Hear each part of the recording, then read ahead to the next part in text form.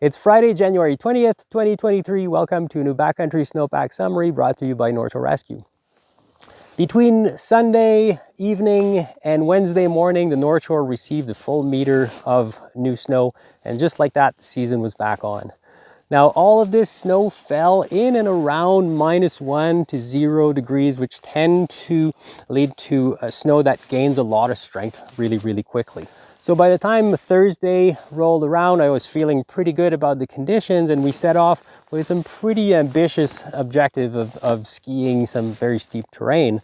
But as we were traveling to our objective, the snow didn't feel exactly the way I thought it should. And there was definitely a weakness that was still producing results. There was one of those storm snow weakness about 30 centimeters down that was still reactive. Now, the snow on the surface was fairly stiff, making it difficult to maybe trigger an avalanche, but maybe not difficult enough for me to be comfortable going into very steep and unsupported terrain. So in the end, we shied away from our objective and opted for lower angle and better supported terrain. So I thought that this week in the snowpack discussion, maybe we'll begin by discussing bridging.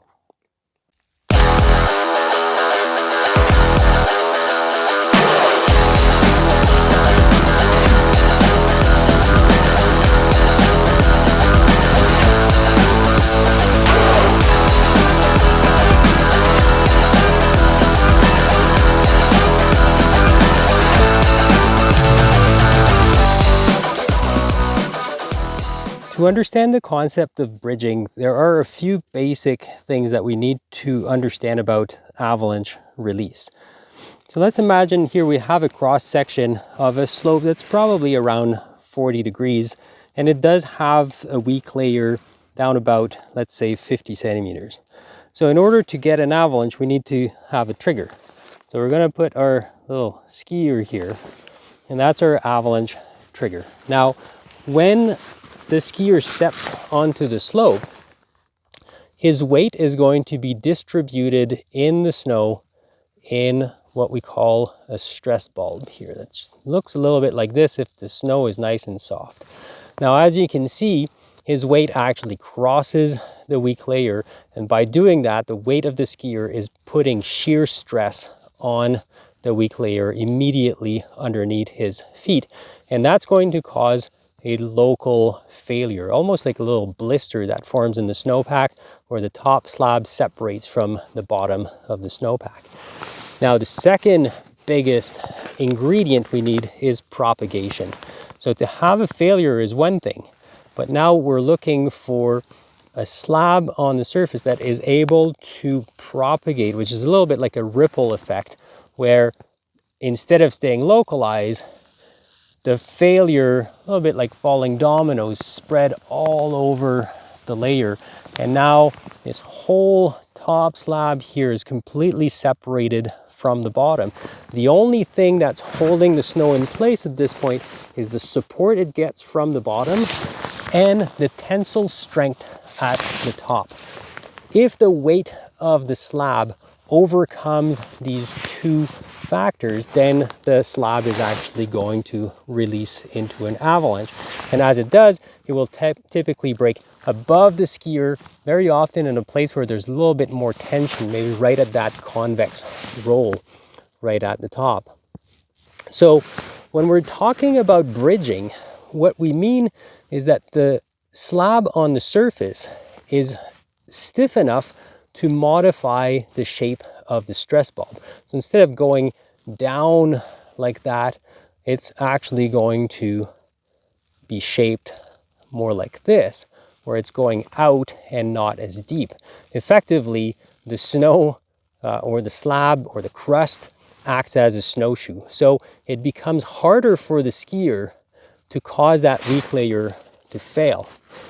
Now, it sounds like a good thing, but it is a double-edged sword, because while it is harder to trigger an avalanche on stiff snow, if we do manage to trigger it, because the snow is stiff, it will tend to propagate much bigger, therefore trigger bigger avalanches.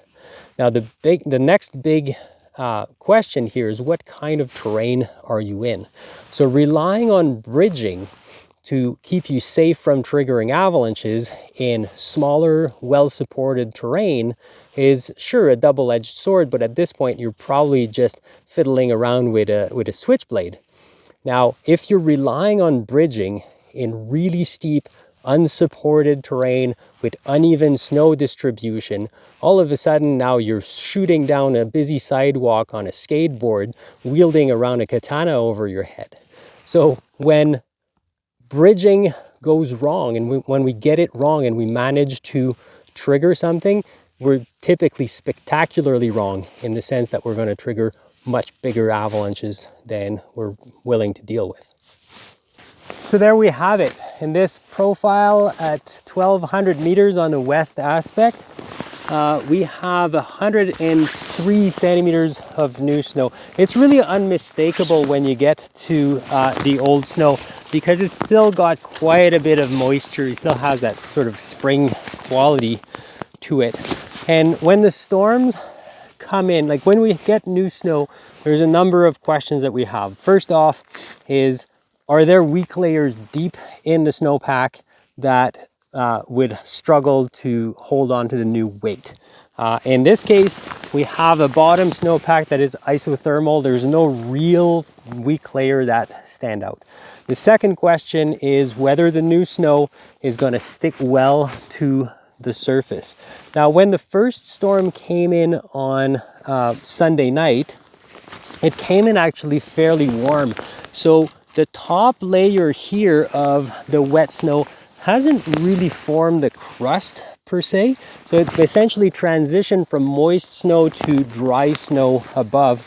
And that interface seems to be really, really strong.